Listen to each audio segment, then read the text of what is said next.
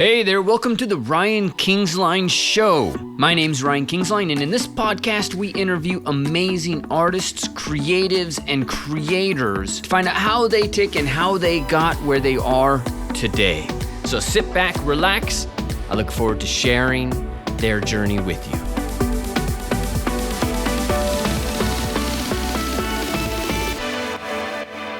All right, well, welcome, Joe, man. Thank you so much for coming in. Good to be here, man. Yeah, it's great. I've been really looking forward to this conversation. You kind of made some pretty serious waves out there with this recent project, huh? Yeah, it was cool. Yeah, we're basically just working through over Christmas and since about September, and then we finished it up just before GDC. Wow, it's amazing. I remember I saw that and I was just like, oh my God, this is so much validation for what I believe for real-time art, I guess is what you might say. A huge validator. So much potential. Yeah, it's one of those things that you just don't see it every day, right? Just so much attention to detail and in real time. And I think that's sort of like it's a different approach to what people are used to seeing, because now we've got this access to all the photogrammetry stuff. Mm-hmm. And, we've got such a powerful game engine that you can just throw polygons in there and it doesn't really mind, it doesn't really matter anymore. You got so much to work with. And, combine that with all the shader stuff. And, well, we get into that later. But, yeah, it's amazing. I'm totally addicted to Unreal right now, if you can't tell. Really? But, yeah. You have a whole company kind of built around tools for that to some extent, yeah? Yeah, pretty much. I started about a year and a half ago, sort of coming up with various tools for Unreal, pretty much focused around sort of shaders and sort of procedural generation of environments, that kind of stuff. And, started producing or attempting to produce sort of biomes for every single, different earth biome that you could think of, right? So like grasslands, deserts, mountains, and all of these kind of generic places that you just see all the time in games. And you think, well, why are we rebuilding this from scratch every single time? Wouldn't it be great if we could just have this sort of resource where everything's already kind of built in some way, and then people can just go in and kind of grab what they need and kind of reverse engineer it and tinker with it. Yeah, that makes a lot of sense. In fact, I was talking to somebody that was mentioning at Avengers on the Avengers game, and we were talking about photogrammetry. That's what we were talking about. And whether or not photogrammetry was still a big part of games in the pipeline. And they're like, it's too hard to send people out there. So if you're at a studio and you have a team that's, multidisciplinary, environment arts does a lot. And then you send some people out to go get photographs, you do it all. And then somebody screwed up on one camera and now and then it's all screwed up. So on Avengers, they just were using Megascans. That was it. Yep. So much easier. And that's something Quixel they are just absolutely way ahead of the game in terms of the quality of the assets, in terms of the kind of places that they can go out and scan. And they've got this pipeline and infrastructure that is just so far ahead of the curve. For most projects, it's literally just a no-brainer, just going in and getting a Megascan subscription and just importing this stuff. And there are some steps you need to take, of course, to make it sort of game ready. But in general, I think they're moving in just the perfect direction. That's great. And one of my students actually got hired over there at Quixel doing vegetation. Awesome. Yeah. Yeah, that's actually a big thing, just getting the foliage side of things developed. I think that's something that's going to be really interesting to see, like all, various companies, like what they do for foliage in the future. Because it's kind of like, that's the really, really hard part, actually. Terrains we can kind of do, where we can scan rocks, we can scan all that kind of stuff. But foliage is one of those things that just takes so much effort to manually produce. And it's a lot of, even with scans, it's just a lot of working by eye to make really any good results. What are some of the challenges? Yeah, so pretty much the issue is that you can scan like a tree trunk, right? Right. Yeah. And you'll get your tree trunk and then it'll look reasonably good up close. And then, you need to actually scan like all of the rest of the complexity of the branching structure of the tree. And that's usually something that in the past, what we would have done would just we generate that. Mm-hmm. So you're looking at it to actually produce a full tree in 3D that looks photorealistic. You're looking at something that's half procedural and half photorealistic photogrammetry.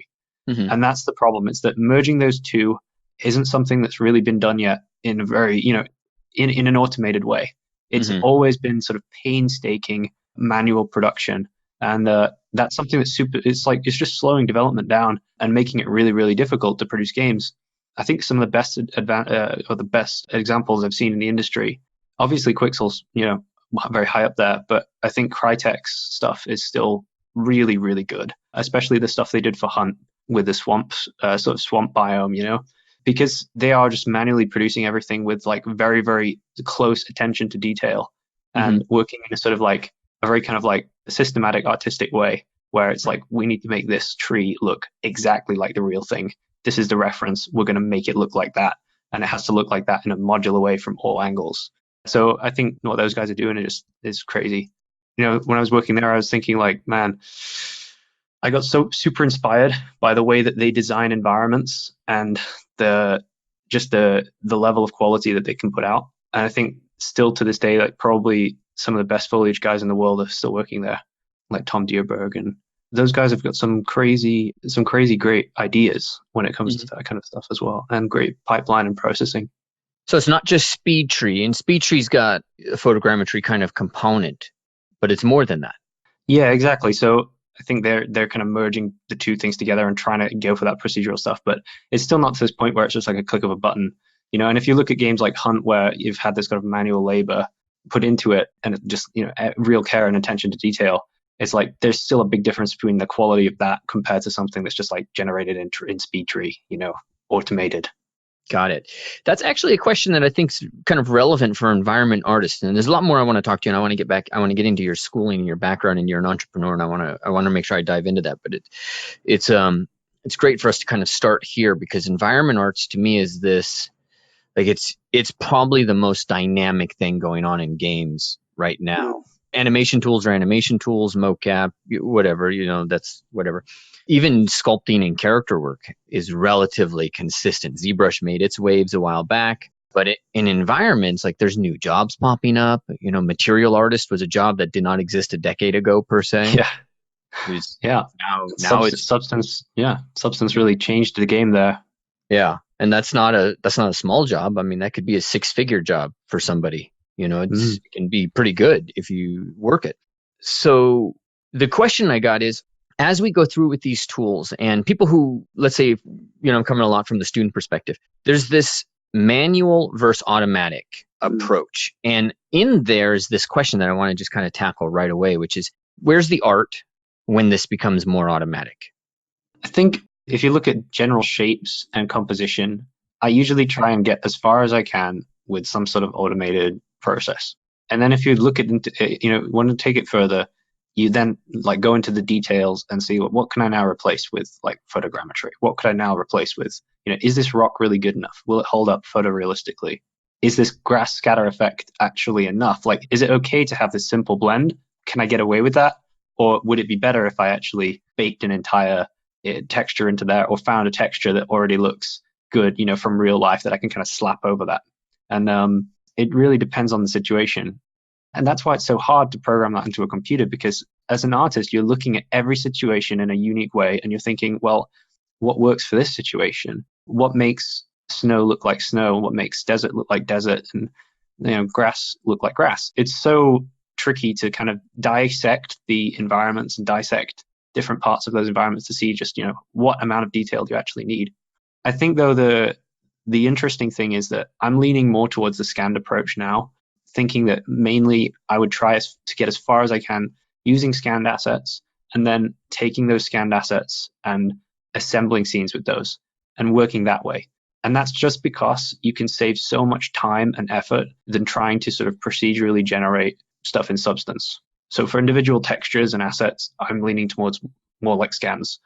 For overall terrains, however, though, I would more lean towards some sort of procedural scattering approach, simply because building all of those massive worlds, when a world gets so big, trying to do it all by hand becomes, you need every help you can get pretty much to place all of these rocks, to place all these trees, and have them flow with the terrain and follow sort of erosion patterns and that kind of stuff.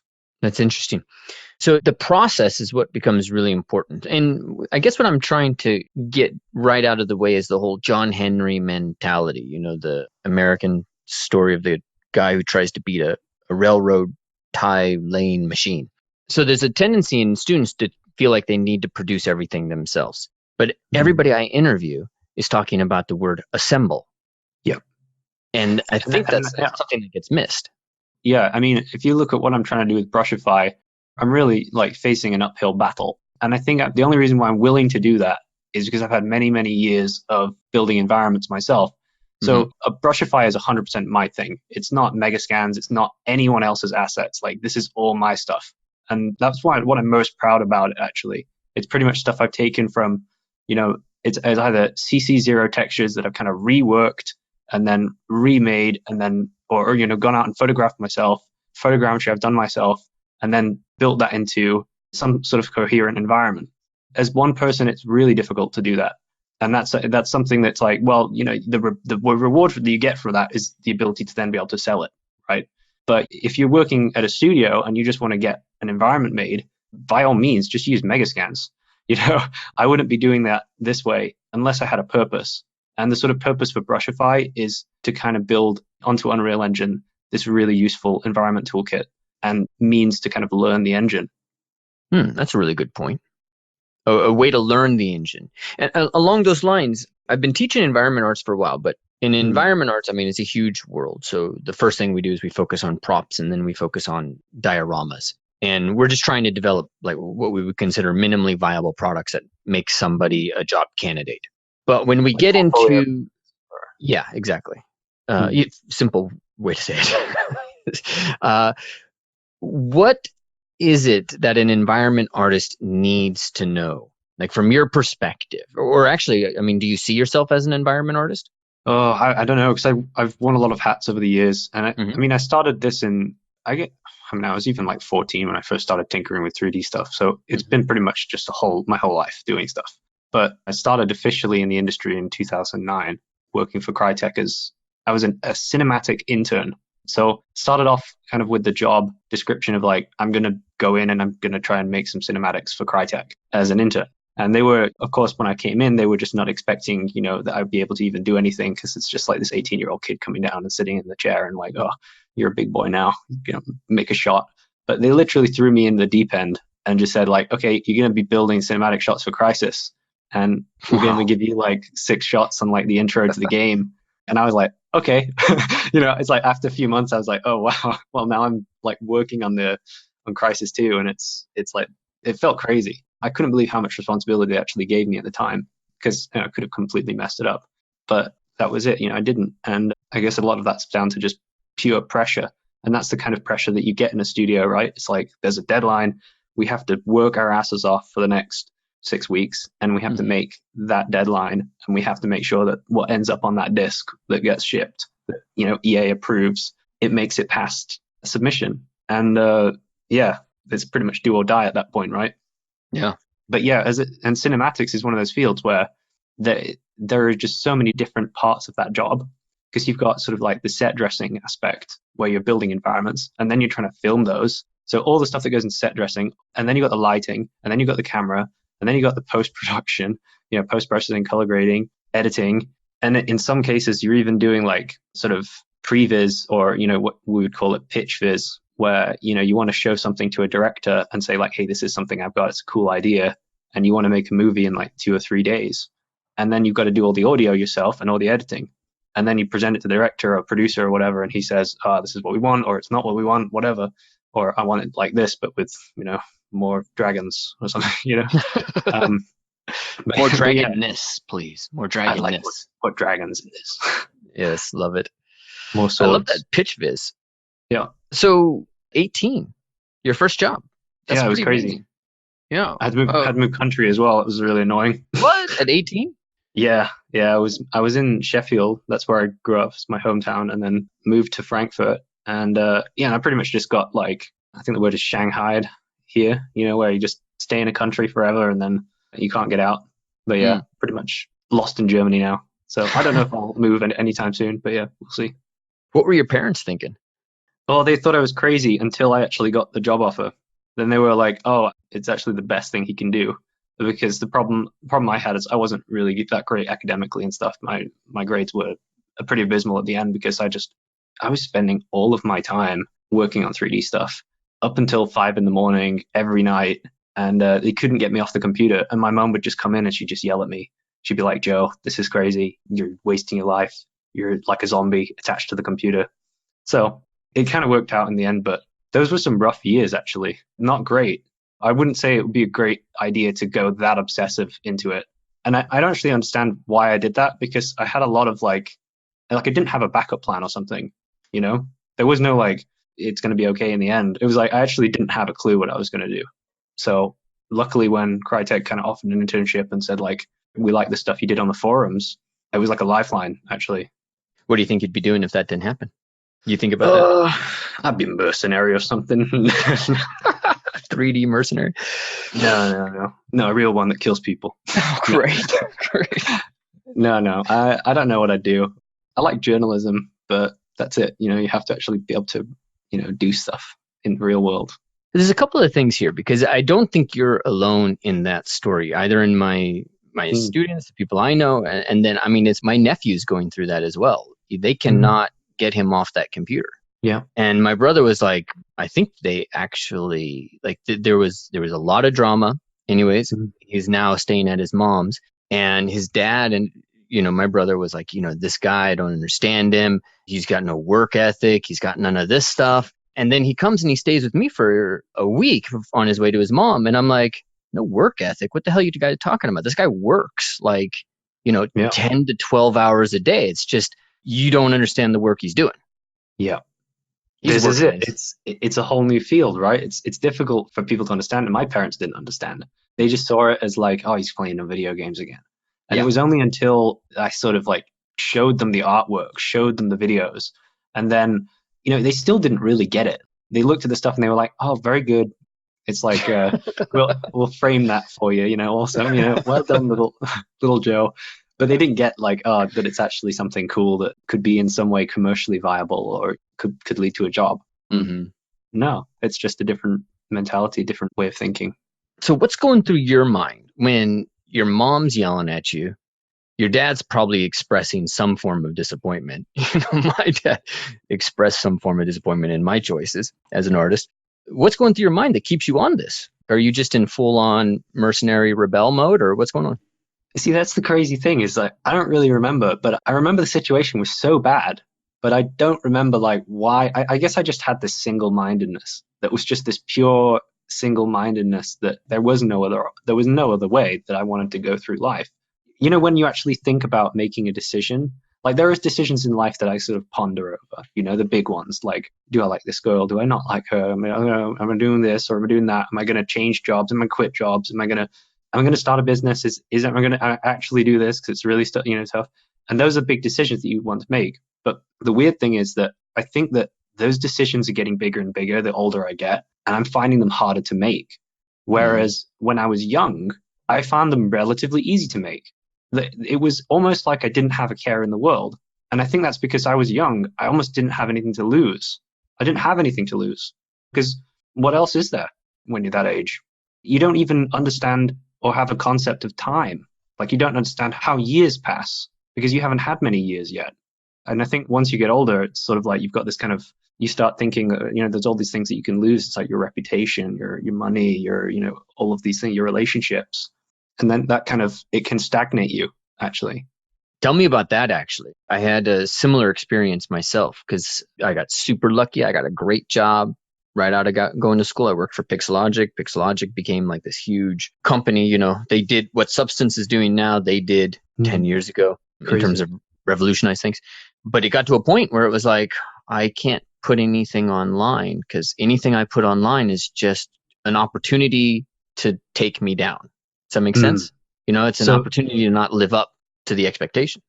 So it's that you were kind of worried about the high bar that you set for yourself, and I had this, and I had this, this persona now, because at Pixelogic they'd crafted this persona of Brian, and it's now you, Joe, you have Brushify, so can you just post work online? Do you have to be careful? Do you have to rethink? Does the inner critic come out? Yeah, it's interesting. I guess the problem is that if you get this fear factor of what if this artwork isn't good enough and everybody's going to comment and they're all going to say it's bad and it's you should do this and you should do that. But it's well, I'd rather post something and then people just say, oh, this isn't very good, and, give me the feedback, than have the fear of posting it at all. And I know that it's, my artwork's not perfect. I don't think anyone can say this is a perfect piece of work or something like that. And I know that some artwork's going to be more perfect than others. The stuff that I did for Rebirth, of course, it's going to look better probably than some of the screenshots I'm building for Brushify. And that's because there's just way more time and effort that's gone into these individual shots to make them look so much better, right? Mm-hmm. They're all using cutting edge photogrammetry. They're, the tools that we're using there are just, really just way more time and effort. All the stuff that generated in Houdini, and yeah, it's leagues different, but at the same time, it's like, well, it's a slightly different purpose. One is a pack that people want to buy to sort of learn Unreal Engine, get a feel for how it works, and maybe build some MMO game in real time, or action game, or first person shooter, or RPG, something like that. Mm-hmm. And then the other is more like a very, very, very high end sort of film project, almost, cinematic film project that's kind of like pushing the engine to its boundaries. And it's different things, really. How did Rebirth get started? How did they approach you with this idea, or? Yeah, so they pretty much came with like this crazy. It started off like it was like an email from Teddy, the CEO, and Teddy's amazing. He's one of these sort of visionary people that you just, when they describe something, it's like, wow, okay, this is gonna be good. Whatever happens, whatever ends up being the result of this project, this is gonna be good. And it starts off like this crazy email where it's just like, we're gonna build all of Iceland.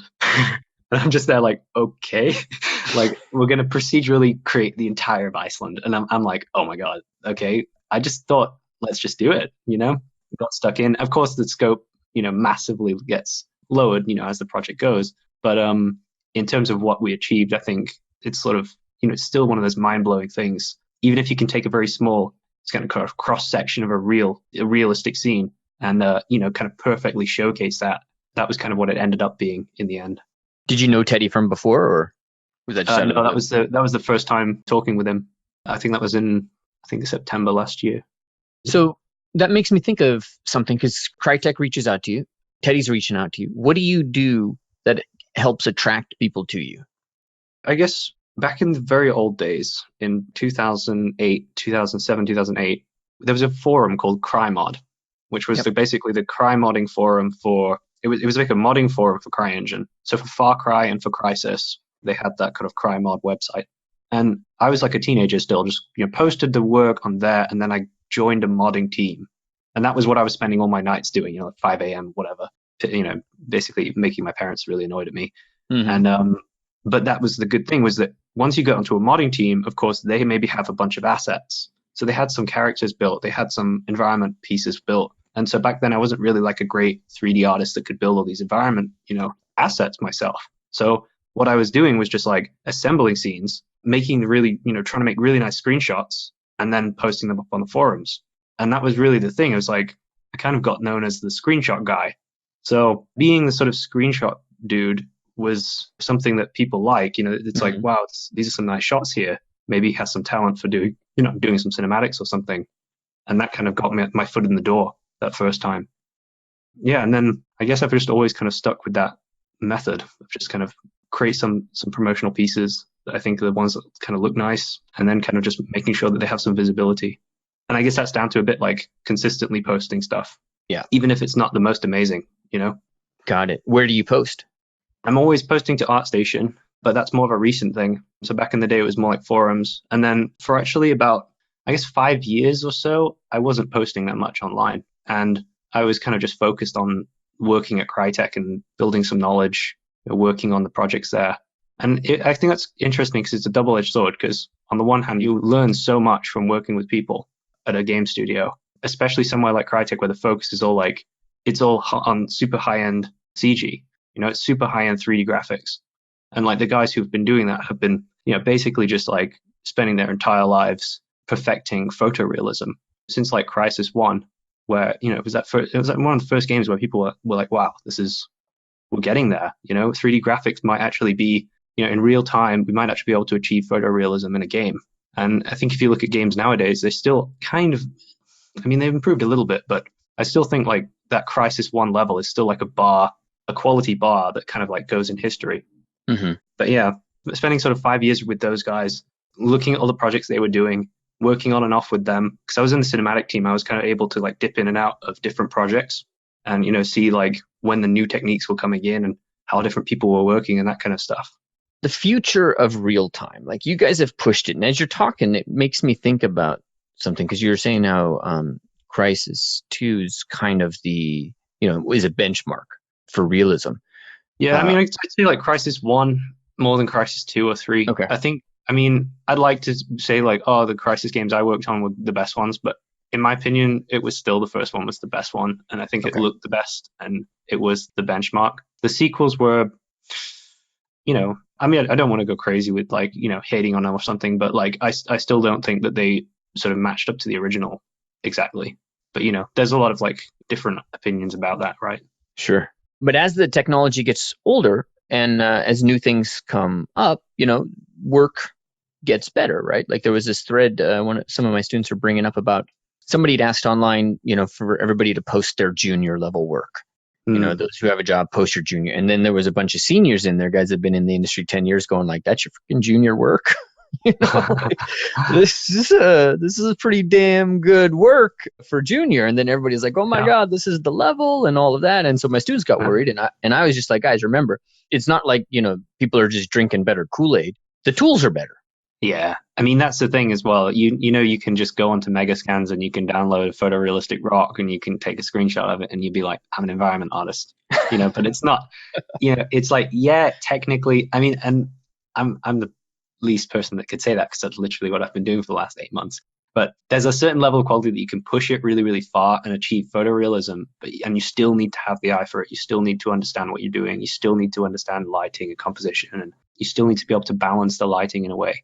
But it's true that you can, of course, be a kind of amateur and you can grab, some really high-end assets and you can take screenshots of them and they'll look pretty good. And you might even fool some people into thinking you're this incredible artist. And that, for me, that's a bit where the imposter syndrome comes in, because I'm like, okay, I didn't build this rock. It was made by nature and, the thousands of processing hours and dedication and massive team effort that has built Quixel's incredible pipeline, and kudos to them. That's the thing, is they've done pretty much like the hard work so that we don't have to, which is great. So what do we do? What's the job now? If somebody's coming in, let's say, imagine they're an environment artist, they're starting today. If they're an environment artist, they were starting 5 years ago, it was clear. You make assets. It's just you're not making a character, right? You're making, what is it somebody once said to me? You make everything that's not a character, I made. Is the way they define the environment artist. And I was like, okay, I get that. 5 years ago, you made everything. Today, I mean, they've got talks in GDC now where they're like, no, we don't make things. We just go to Megascan. So what does an environment artist do? And how do I position myself? I don't want to do character. I don't want to do VFX. I love environment. What do I focus on now? I think there are two things that are really important. The first would be your core art skills. And that stuff, composition, lighting, set dressing, understanding how to look at a reference and copy it. So that's like the art side of things, because that's the side that a computer right now, at least for now, hasn't been able to replace. Scanning can't replace it. We haven't developed AI sophisticated enough to do all that stuff for us. So that stuff is pretty much protected in terms of it's a job. The second thing would be having some sort of business goal or idea. And it means like having an actual goal or a vision for how you see somebody using a product and using that in the future. So my thing with Brushify is just to have this goal of creating all of these different biomes and having a sort of tutorial system and learning system, an easy way for people to get into Unreal Engine, a place where all of the stuff, all the materials, all the shaders, all that stuff you don't want to have to do when you first download the engine is already done for you. And it's literally just something like, you buy it from the store and you click add to project and it's all set up, and I think there are some asset companies on Marketplace, but there aren't that many that are just kind of like this holistic product where everything's kind of it's all using the same material infrastructure and it's pretty reliable and robust, So that's been kind of like what I see as my goal in the future is like working towards that path and making it so that, you can build stuff faster. And that makes me think of like one of the things that they say. I've done a lot of business classes research. I've been, doing this for about 12 years now, 10 years. And one of the things they say is if you're going to have a business and you don't want to be poor and you want to be able to help it grow, you got to be valuable. You just got to make sure that you're putting value out there. And that's kind of where this question's going in my mind. So I'm glad you answered it like that, because the big thing with my students is, I try to get them out of the artiste hat. I agree they have to have core skills, but I want to also activate the entrepreneur in them. How can they be valuable to the industry? Because you could spend decades trying to be an artiste and master everything and all that stuff, and then the freaking software changes and you got to update all that stuff again. Yeah, and then some punk comes along and he's done everything with Megascans, and you've been spending all your time trying to build it all in Substance Designer, and it's like, I've made this photorealistic pebble, procedural pebble tiling, in Substance Designer, and you spend like 5 years on it and it looks perfect in photoreal, and then some kid just comes along with the scan and he's like, I did that in 5 minutes. And You've got that email. You've got that email, I think, right? No. That is great. Yeah. But it is what it is, right? Yes. So where do we focus now? Because you bridge both of those worlds. You've used the scans, you've built your own system, you're familiar with substance process. So where do we focus? That's, I guess, I'm still driving to that. There's two things I got from what you said is, one, have a vision for really adding value to a company, like looking at Unreal and Brushify is an example. You're diving in and you're doing something that you think is going to help people. So that's definitely going to drive attention to you. People are going to be offering jobs, or it's going to be much better than just, hey, here's my ArtStation portfolio. So there's that. What else do we need to focus on? What can somebody who's maybe, because you've been in this industry for about a decade, I think you said now. I mean, it's also that kind of problem that I think game engines have, which is that there are so many 3D artists out there and they're doing offline rendering. And then if you look at game engines, I think it's almost like this weird, like everyone sees them as like an enigma. It's like, oh, it's real time. Oh, it's complicated. And the problem is that they're right. It actually is stupidly complicated. And that's because stuff isn't set up for them. I was blown away by how it's like when you download Unreal, there are, not to hate on Epic or anything. I think they do some great stuff, but like some of their example stuff isn't always the best. They have some interesting stuff, like the kite demo is great, but there's not that much of it actually. And that's something that's like, it's a bit overwhelming to newcomers when they see the shader graph and they're like, well, how do I build my own materials? And then you kind of, find a few different material tutorials online, and it's like, oh, you mean I have to actually, like, I just want to render this chair, I don't want to have to be like a math genius, just to like plug some textures into this chair and have it render in, with a roughness map or something. Set up your scalars, your multipliers, make sure you get sRGB. And then you start looking into like landscapes and terrains, and it's like, I want to build an auto material, but I've got like all these different maps to route through, and I've got like to worry about, the slope, and I've got to route the normal maps in. I've got like to worry about, how do I get the height maps through for tessellation? It just gets ridiculous. And I was like, why isn't that out of the box just built in? And then you dig deeper and you find that some of the functions built into the engine are just kind of like, I mean, I don't know what happened, but it looks like complete spaghetti. They didn't really spend too much time like commenting all of these, built-in shaders and stuff. For things like if you go and look at like Unreal Engine Parallax one, I mean the official Parallax function, and it's like, I don't understand it, man. I have no idea what's going on there. It's just too complicated. And I could just imagine, like, if you were a newcomer, the level of difficulty, the curve. It's not a curve. It's a brick wall. This is the problem that we face with real time. So yeah, finding ways to make it easier for people and doing that through example scenes, tutorials, very, clear and concise. And the problem is as well, there are tutorials out there.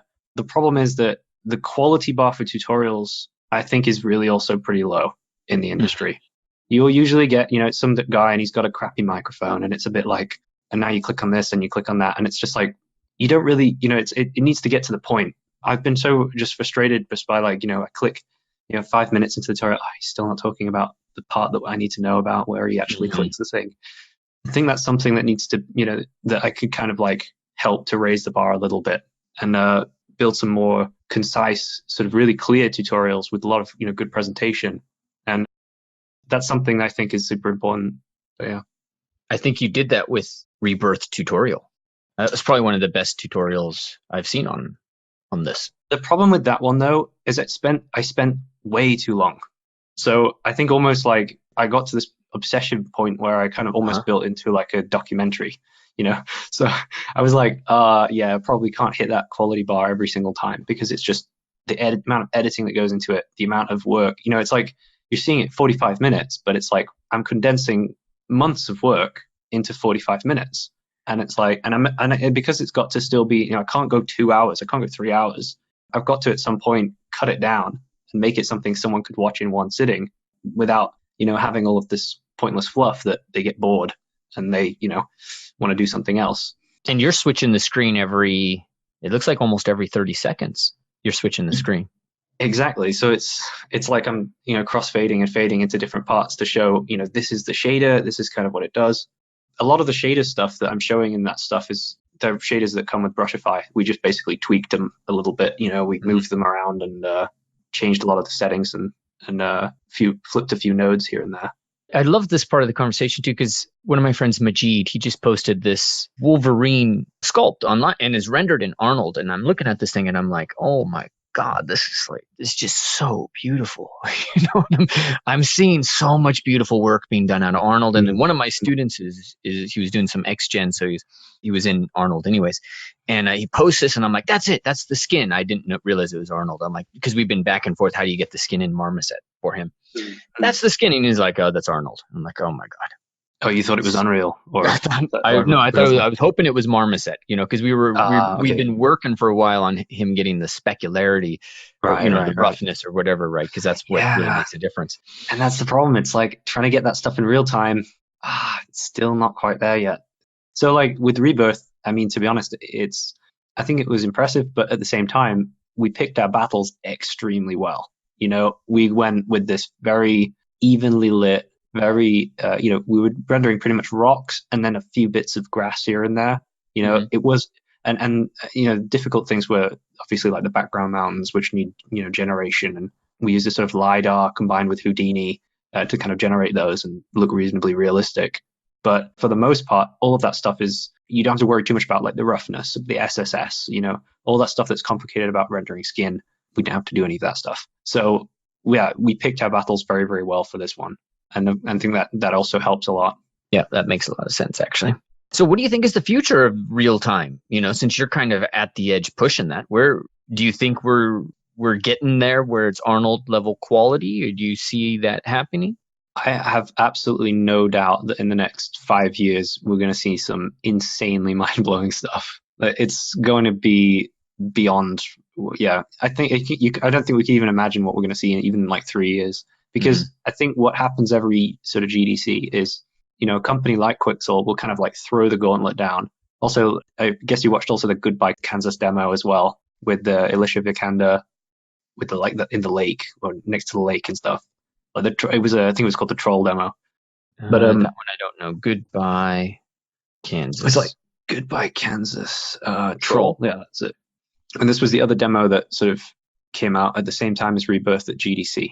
And was kind of, I think the two were really complementary to each other, because it was like the stuff we did at Quixel was like this environment showcase. And then this was more like it's still got a great environment, of course, but like the characters is really the focus and everything. Yeah. And that's an Unreal. But yeah, I mean, the skin is really good, but it's still not there yet. It's still a bit like there's something wrong. And, it's at that point where you can put like 100 people on it and they all think they know what is wrong, and then they change it, and then it's like, no, it's not that. It's something else. It's just, yeah, it's very tricky because you can pause a frame and you can start thinking like, oh well, it's where the hair meets the, it's where the hair is at the hairline. It's too hard. It's too like whatever. We need to soften that here, and then you soften it, and it's like, oh, but now she looks like she's going bald. It's like I don't get it. It's like this doesn't make sense. And then, or it's her eyes. It must be the, something with the wetness of the eyelids. Yeah, and it becomes like this completely bottomless pit basically to try to get a character to look real. Hmm. But I do think that like every time a demo like this comes out, it's almost like a gauntlet being thrown down, and everyone goes, "Oh wow, so that's possible. We've got to beat that next year." And You, you yeah, know, it's great. there's a studio the president lives up here with where I'm in top of the world, and they're hiring 40 people by the end of Mm. this year. And which, you know, we hear a lot about games and there's a lot of hiring, firing, and, you know, there's all Oh stuff. yeah. But I mean, this studio, 40 people they're hiring by the end of the year. And one of the biggest jobs they need to fill right now is rendering. And when he said rendering, I was like, what? Mm.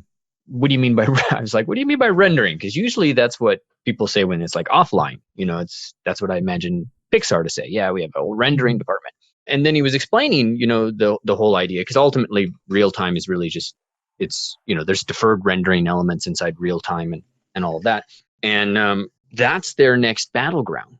You know, Mm. is rendering and making things beautiful. So maybe they heard the gauntlet Yeah, being I mean, tossed down. and it makes total sense from a business standpoint because you have these movies that are basically, churning out, trying to churn out blockbusters. They're trying Hmm. to do it cheaply. They've got render times that are just too long. They want to reduce their render times. If they can do it real time, even better.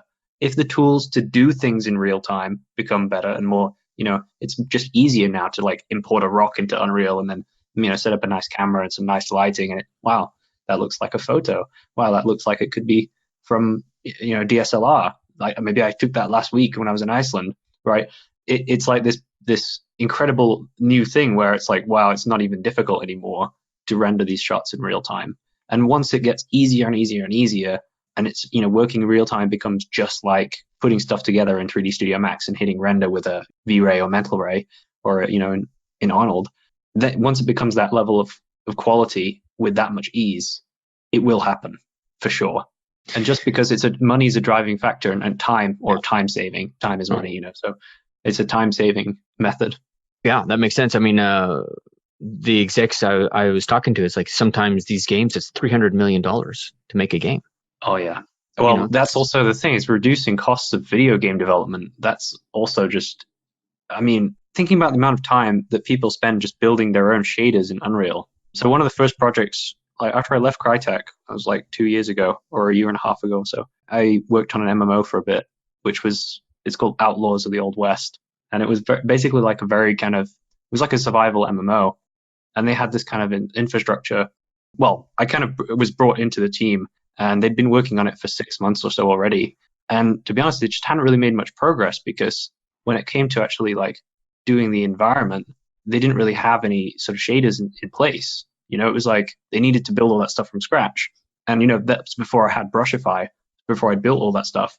So it was really just like, I was looking at all of the different stuff on Unreal Marketplace and I was like, I can't use that.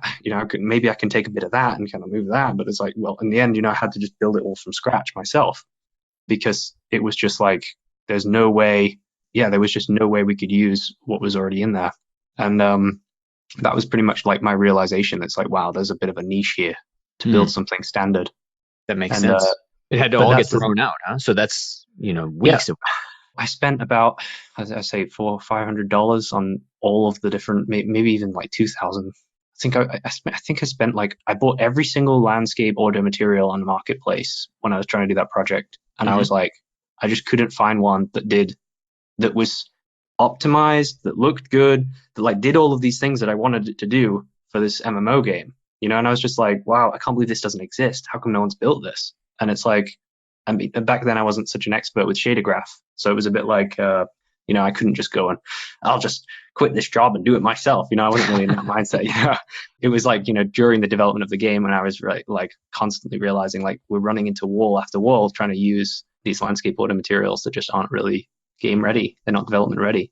And that's the thing is every single MMO team working on Unreal Engine 4, every single open world game, every single like first person shooter RPG. And this is the thing. If you look at the Steam top 100 charts, how many of those are Unreal Engine 4 games? This is a lot of games companies, a lot of indie developers out there that are basically running up against the same wall, which is, they don't know how to get their infrastructure together, their shaders, their assets, how to import assets like a proper pipeline for Unreal Engine 4 that's going to work and that's going to give them 60 FPS, 100 FPS in the end. Because it's hard. It's just really difficult. So making it easy is crucial. I think the great thing in what I'm hearing, because if we kind of circle around it to one of the questions that started this was, what does somebody need to focus on? And what I hear from you is a big part of you is just having a mission and Yeah. being really helpful. Does that resonate with you, like in how you Yeah, I see mean, yourself? I guess it's a bit like yeah, I mean, I don't know about whether I would quote Jeff Bezos or not, but I'm pretty sure he said something about this, like, where you try and basically you become like what is it, something like become a missionary, not a mercenary, something like that, right? Mm. Kind of thing he would say. But Mm-hmm. something like where you go on a mission, and then it's like, because you have a mission and you approach capitalism from that direction, rather than thinking like, either I just want to take my money and I'm always at the bottom and everyone hates me and I have to pay my taxes and it's horrible.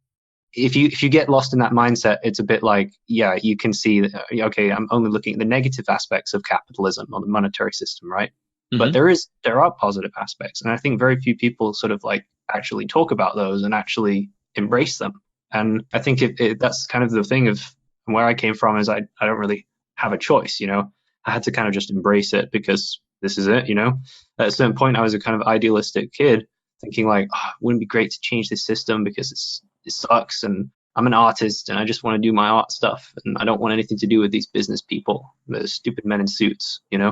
But I think as I've gotten older, I've kind of realized like, if you can't beat them, you've got to join them, and then you've got to kind of do it in a way that's not detrimental to other people in the world, right? You've got to do it in a way that's going to help people. And that was the interesting kind of revelation I had when I was maybe, it took me a while because I don't know, maybe I'm a bit slow or whatever. I think some like 18-year-olds just get it straight away and they're like, I'm going to be an entrepreneur. And then they just do it. But it took me until I was like 25 before I was like, just completely realizing that this is, having a different approach to capitalism is a better way of kind of organizing my life, and seeing the good that it can do. Because that's, I think, the biggest misunderstanding is that if you help somebody else in a monetary system, you will get rewarded. It will happen eventually. It's sort of like there is a sort of karma there. There is a sort of like bounce back. And that's also the thing, that it's like, in order to survive in the capitalist system, is that I need to help somebody else. Otherwise, I will die. I'll literally starve, right? As an artist, I can't just be here like making whatever I want. I need to make something that's useful or valuable to somebody else. And then I'm going to find a way to somehow bring the value back to myself. But it's the first step that needs to take place first. I love that. That's great. I think that's going to live with me for a while. That idea of a missionary versus mercenary, both are achieving some goal. But when you think, I mean, missionaries, there's a defense element, there's a mercenary element to missionaries. But they have a goal. They have a mission that they're accomplishing. It's for a specific good.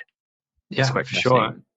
There's all kinds of these like little mantras, right? You see them all the time on LinkedIn, but Mhm. they all have like kind of like a ring of truth about them. It's like, and I think it boils down to this thing of like, if you want to be a knight, act like a knight, right? If you want to be somebody that goes out and does something and does it well, and then brings that value or that discovery back to the masses, then just try and go ahead and do that thing, right? And whether that's, whatever field you're in, right? If you're in ice skating, become a great ice skater, and then you go and teach ice skating, and then you're bringing it back to the community. But it's pretty much the same thing with 3D, right? It's that you do it enough for a long time, and then you think to yourself, okay, I would like to build some kind of infrastructure, some kind of tutorial, some kind of way of providing some value back to people, and it kind of goes back in full circle. And then I'm thinking it's like, well, it's like, yeah, it's kind of like this example of the monomyth, right? Like the archetypical story where somebody goes, it becomes a hero, brings back to the community, and I think that's what life is, right? It's like this circle of just going off and doing the same hero's journey again and again and again. Maybe I'm really into environment art right now, but maybe in like 5-10 years, I'll find myself a different passion and I'll decide to do that instead, because why not start a new adventure? Totally. I love that. That's great. Was it scary when you started Brushify, or were you working, like when you made that entrepreneur step? Tell me. Yeah, I guess that all of them were a bit scary, but that was I was very settled at Crytek. I had Hmm. got very knowledgeable with the CryEngine, very comfortable with the CryEngine. And I had thought to myself, just like, there was a nagging sort of feeling in the back of my head that was like, do I have transferable skills? And I was always thinking to myself, like, oh God, what if I don't? What if I only can work at Crytek forever? And I was almost there for like, I was there for like 9 years or 8 years, and Mm. almost 9 years. And yeah, just absolutely still didn't believe in myself to this point that I had some transferable skills that could move to another engine or could move to Hmm. offline rendering or anything like that. So I guess this last couple of years has been just kind of proving to myself that yes, I have some skills. They can work in not just CryEngine, not just one company. They can be used, by everybody in the industry and kind of utilized. So I think it's been really good to have like that kind of recognition and stuff. It's been a That's great great. feeling. Yeah, but it was scary. Oh yeah. Well, and also it was my first time freelancing as well. So, Mhm. doing your taxes and your and your health insurance and just all of the bureaucracy. Germany's just crazy.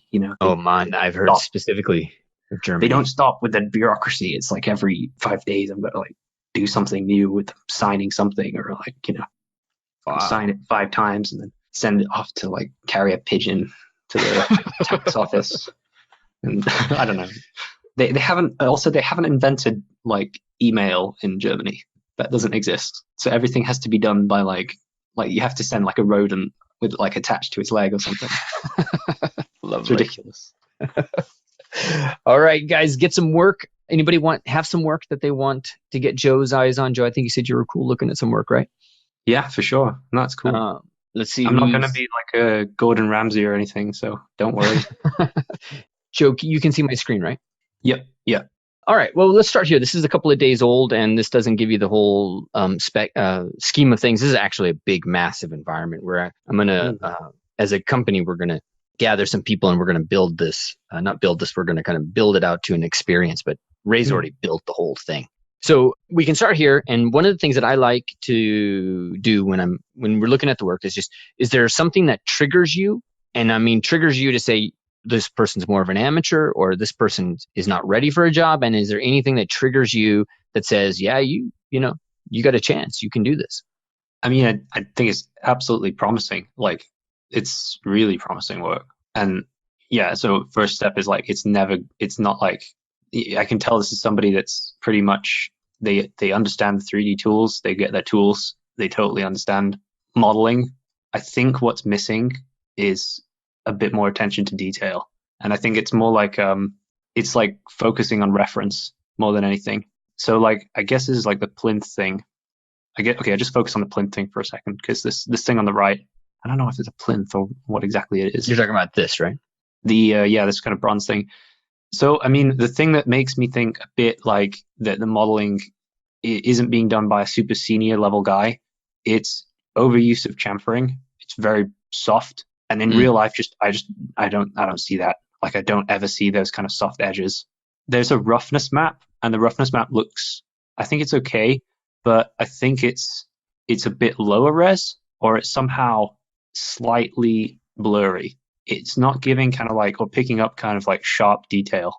So I would say just switch out for a different roughness map and maybe tile it more.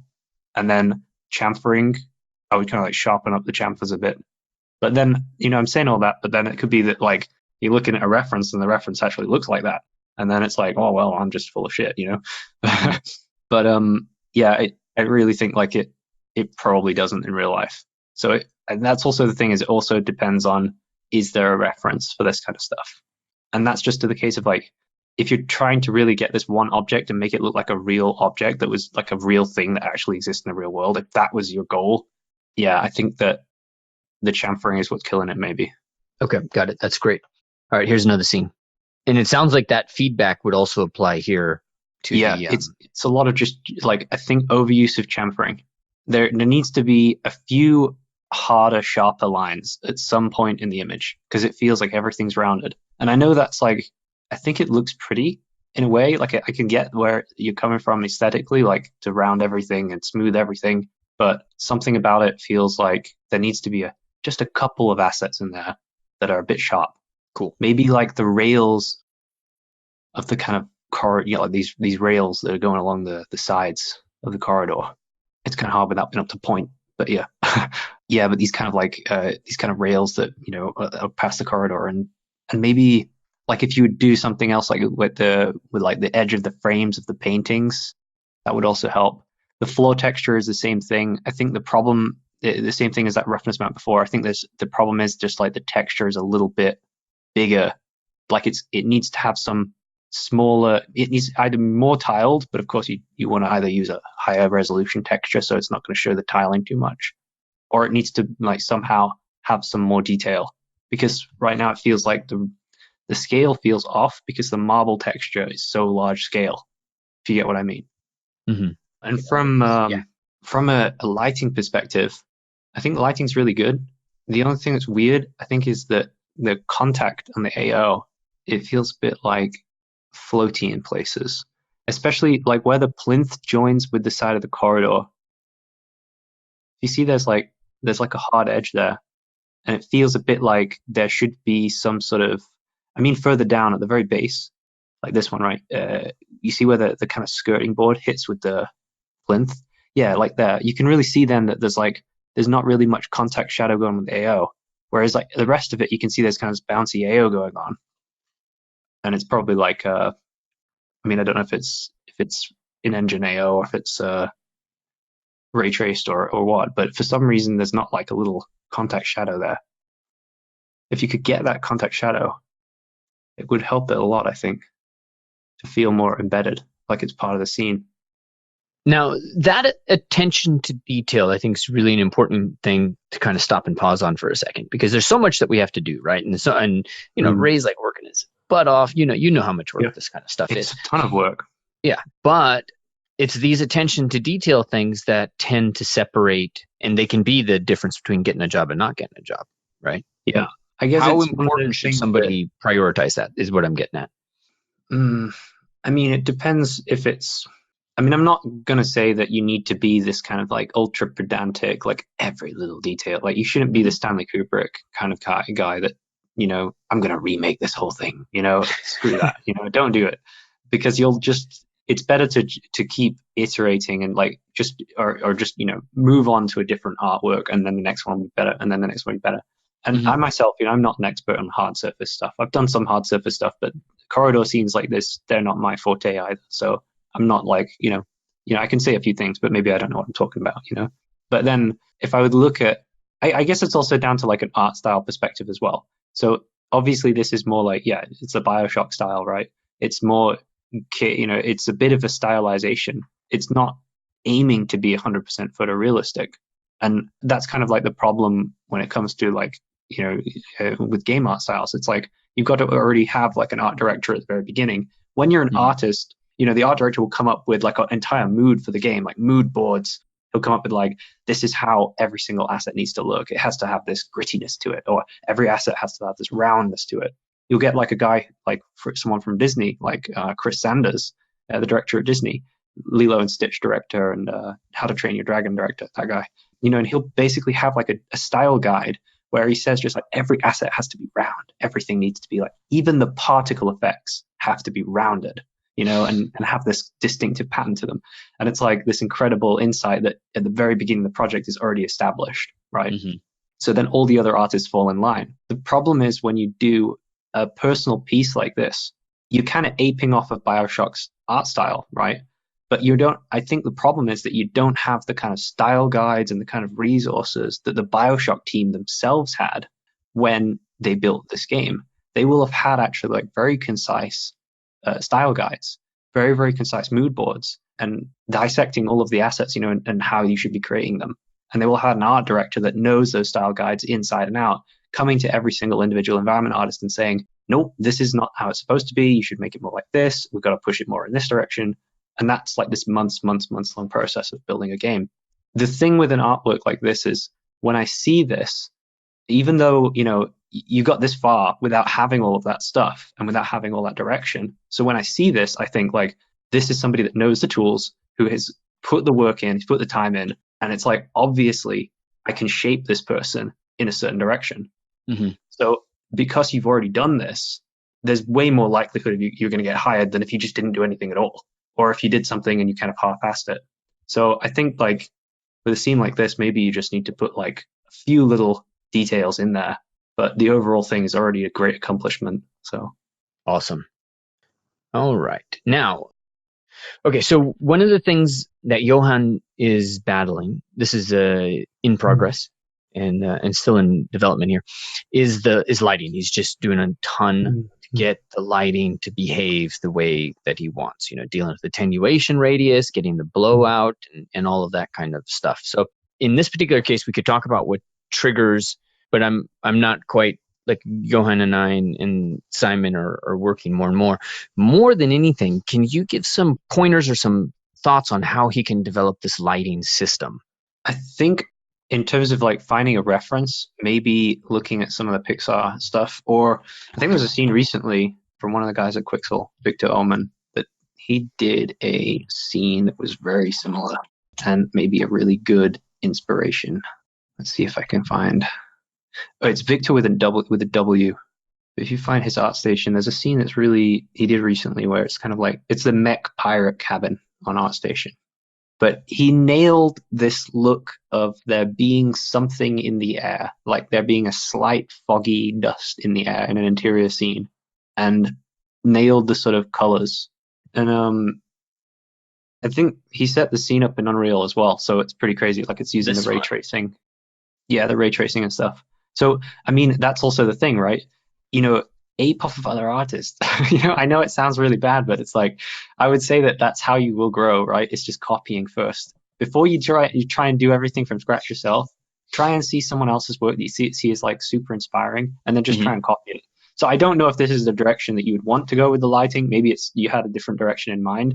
But when I think of like an interior scene at like a desk, and I think about the recent examples of things that I saw in the last few months that caught my attention, I thought, wow, this is, if anyone's ever done this render of an interior with some kind of Pixar-esque lighting and done it right, it would be this one, right?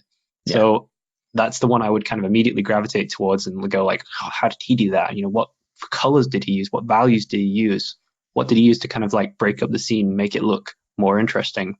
So even just in terms of composition, he's got this really great, centralized composition where the light is right in the middle of the shot. And then he's got these kind of like perfectly, in the rule of thirds, like these hangers hanging down. He's got stuff trailing the floor.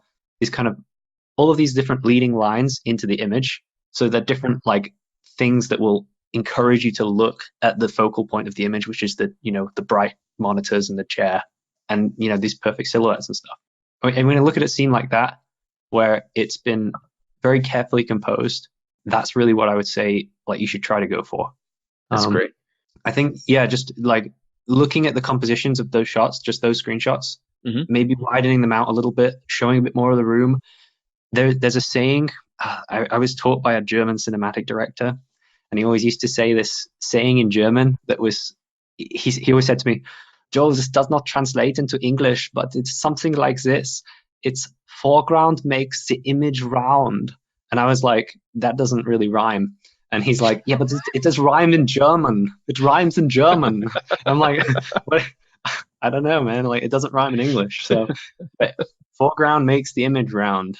I think that's it. But yeah, so the idea is that you put something in the foreground and it makes the image feel more coherent, more cohesive. And it makes it feel like there's depth to the image and stuff. So, I mean, that's what Victor is doing by putting all the cables and stuff in the way and like silhouetting them and all that kind of thing. So I think that would really help, hanging cables and having a bit of the floor that kind of comes towards the camera. That really is really nice too. Okay. Let's take a look. Emily, did you send me two different? There we go. Okay, so here's Emily's. Okay. So this is her project. She took basically a scene from Witcher in-game, and then the goal was just to remake it with today's tech. Oh, cool game. It's a cool game to work from as well because they have an interesting art style and stuff. They have a really like saturated art style, which is, yeah, it's weird because I think in some shots I don't like how it looks, but then I see certain shots, other shots, and I'm like, wow, this is actually really cool. Let me just refresh how I feel about the Witcher 3 environment stuff because I have no idea. Like, I remember the game looks stunning to play. Yeah, so I mean, with a scene like this, it's a bit like there's. I think the one problem is that the darkness level seems a little bit off. Like the blackest part of the image, the darkest part of the image that you could find, there's no single part where it gets really, really dark. And that means the whole thing feels a bit like foggy and far away, which I don't know. I think and that's fine, but I think it's just like a little bit darker in the darkest corners. So, I mean, I'm not saying crush the image down completely, but there's definitely like something that's like too much, either it's too much fog or it's a bit too much atmosphere. And what it might be as well is it might be that there's a lot of atmosphere, but it's atmosphere without a sort of light direction. So usually if you'd have that much atmosphere, you could take like a focal point of the image, and you could basically use the light shafts to point to the central focal point, right? So there would be like just maybe one really detailed part. So like you would get the light and kind of like hit one part of the roof of the church, and then that same light would kind of like light beam would come down and hit like one or two of the graves on the bottom. But then the rest of the image, you'd kind of darken it down a bit, right? Something like that. And then you've kind of got the trees, dappled lighting coming from the trees that kind of gives it that look. That would be the way that maybe you try and make it look, if it looks if you're going for a stylized kind of thing. Of course, if you're going for a complete like photorealistic look, it's not really a Witcher thing though, photorealism. Witcher's it's got this kind of fantasy, it's got high fantasy, really bright colors, really saturated stuff going on. Yeah. Is the environment art career path jobs? I mean, is this something where in Europe that you see demand? It's still picking up. Things are still going well. Absolutely. I mean, to be honest, in the last couple of years, the amount of times that I've had people say, can you recommend an environment artist in Unreal Engine 4? And then I've had to tell them like, I mean, if you want a guy that can build a whole world for like an MMO or whatever, or like build a whole level, the amount of people that can actually do that, I could say maybe there are like 5 or 6 of them in the whole world that I even know about, and most of them are already hired. So I would say if you can master the skills, you're immediately going to be whipped up by a AAA games company immediately. Even if you're not super good or something, if you just have some cool open world examples, if you would take a shot from The Witcher, which would be like a landscape shot, and try and recreate it in Unreal. And, even just using stuff on the marketplace, like you go download Brushify, you take some of the assets, you rearrange them, you put some background mountains there. I've got the road system, you make a few roads, and then that's it, right? You're basically already on your way to building something that already looks like The Witcher. And what's mind blowing is that, like, I think when you do get to that level, that it will be very, very soon that people will start to get in touch with you and say like, hey, can you build me this map for this game? Because I just desperately need a level designer or an environment artist. Mm-hmm. So yeah, it's definitely viable, especially for open world stuff. There's just so much demand. That's awesome. That's really great to hear too. All right, Joe, man, again, thank you so much. I really enjoyed meeting you, and thanks for sharing your insights and for having a conversation. No problem, dude. Great talking with you. Thanks for having me. All right. So I want to thank you so much for being here, for taking the time, and for listening to this podcast. And I want to ask a couple of things from you. Number one, make sure you leave a comment or you rate this on iTunes, Stitcher, wherever it is that you're getting this. That's going to make a big difference in helping us get the word out and get people to know who we are. All right. The other thing is I want to make sure you know where to find us. So you can head over to www.gameartinstitute.com, where you can learn about our flagship program, which is the Game Artist Bootcamp. This is designed for those who are really looking to move the needle on their career and really lock in that job. You may have gone to school and learned a bunch, maybe haven't learned a bunch. But at the Game Art Institute, the primary focus we have is the very specific industry skills, the triggers that you really need to hit in that job interview. What are the specific things that they're looking for? That's what we're going to be training you on. We're taking applications right now for environment artists and for character artists. So make sure you head over to www.gameartinstitute.com and apply today. That way we can have that conversation, make sure this is a fit for you, make sure that you're a fit for it, and if everything is perfect, then we will sign you up for that right away and get you into your training and start moving the needle on your career. All right? Thank you so much again for being here. Take care. Have an amazing day.